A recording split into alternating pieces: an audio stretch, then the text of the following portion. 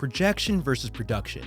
This seemed to be the philosophy that the Seattle Seahawks employed in this year's draft. In the first round, they took Jordyn Brooks, a fast downhill linebacker out of Texas Tech, and then the second, they took Darrell Taylor, an edge rusher out of Tennessee. Now, in my video on Brooks, I showed the following graphic when I discussed his role in this defense. We'll need to do the same thing for Taylor. The reason is that in Pete Carroll's 4-3 under defense, the two defensive ends have very unique responsibilities. They each require very different skill sets. Starting with the strong side, this edge defender needs to be bigger and stouter against the run as he'll face more double teams. Meanwhile, on the opposite side, the Leo role or the weak side edge defender is this scheme's main pass rusher. To be a Leo, you need to be athletic to threaten the edge, you have to be strong enough to play force one-on-one, and finally, you have to be fluid enough in space to occasionally drop into coverage as well. The good news for Seattle fans is that Taylor showed all of these traits while in college. In my opinion, he's a great fit for this role. For this video, let's go through each of these qualities, starting with his ability as a pass rusher. As I went through his film, the first thing that stood out to me was the speed and flexibility to dip and bend around the edge. When you think a blocker has him pushed outside, Taylor will flip his hips and will flatten his pursuit back to the quarterback. He does a really good job at decreasing his surface area to avoid blocks. Check out this play against Georgia back during his 2018 season. Lining up as a wide 9 edge rusher outside the right tackle, Taylor was in a 4-point stance.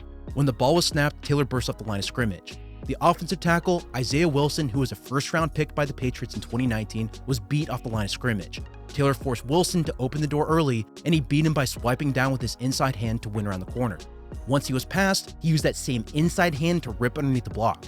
Even though Wilson grabbed the back of his shoulder pads, clearly committing a holding penalty, Taylor was still able to strip the ball out of the quarterback's hands.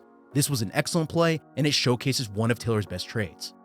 Outside of this move, Taylor also flashed a long arm bull rush to knock an offensive tackle backwards. Check out this play against Kentucky. Lining up outside the right tackle, Taylor jumped off the line of scrimmage and placed his hands inside the blocker's shoulder pads. He then punched through with his inside hand, knocking the right tackle backwards. He then flipped his hips, pursued the quarterback, and took him down for the sack. While there are definite things that Taylor needs to work on, even as evidenced by this play, he has flashed the ability to win in all three phases as a pass rusher. He showed that he can win outside with speed, he showed that he can win through a blocker with power, and finally, he showed he can win inside with a swim move. If you can master all three phases, then you have a serious shot at being a special player at the next level.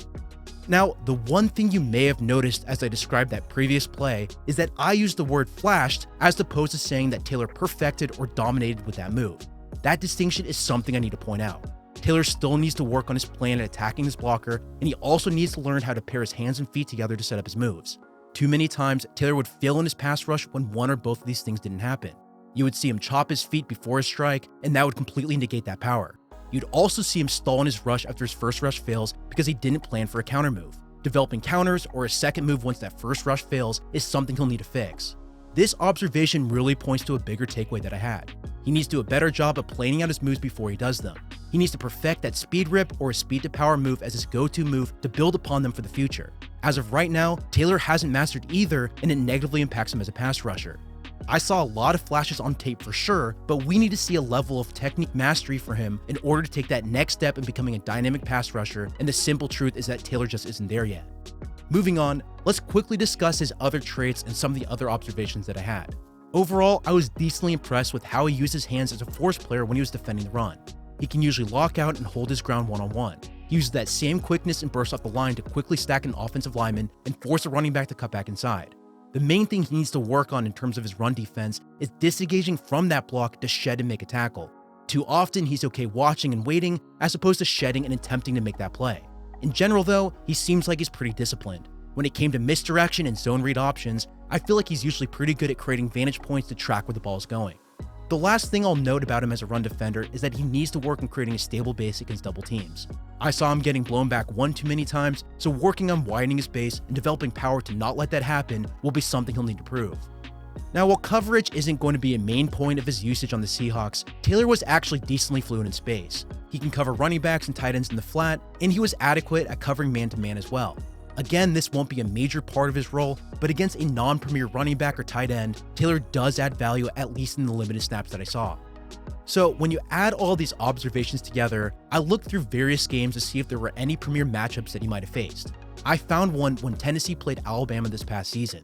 In this game, Taylor lined up against Jedrick Wills Jr., who was the right tackle that the Browns took at number 10 overall. In my opinion, how players do in these premier matches is usually a good indication for where they'll be as a rookie when they enter the league. Based on my film study, This game unfortunately just didn't go that well for Taylor. Wills completely dominated him in any of their one-on-one opportunities. Now, I'll be the first to say that Taylor didn't have that many of these reps because he was moved around a decent bit, but on the snaps when they did face one-on-one, Wills was the clear victor on the vast majority of these plays. To me, this tells a very important story, and this story reiterates exactly what I said at the beginning of this video. Projection was the main reason why the Seahawks liked Taylor. John Schneider even mentioned that they liked him so much in this draft that they were considering taking him in the first round. Now personally, I find this kind of ridiculous considering I gave Taylor a 3rd round grade, but what John Schneider said is pretty clear. The Seahawks believe Taylor has all the traits to become a special pass rusher. He's not one yet, but he definitely has potential. Taylor has shown burst, Taylor has shown power, and Taylor has shown awesome hip flexibility to bend and win around the edge. He showed all of that, even though at this point his skill set is more projection than production. That is Taylor's biggest question mark and why many, including myself, didn't have Taylor as a 1st round prospect.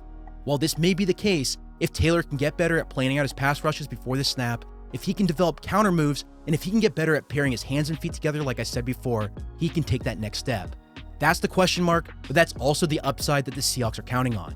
Let's see if he develops. Well, that's all I have for you in this one. For probably my last NFL draft video that will be coming out next week, we'll take a deep dive into Jerry Jeudy and his fit on the Broncos offense. Until then, if you want to support this channel via my Patreon account, the link is listed below. Also, if you want to follow me on Twitter, go ahead and find me at Samuel R. Gold.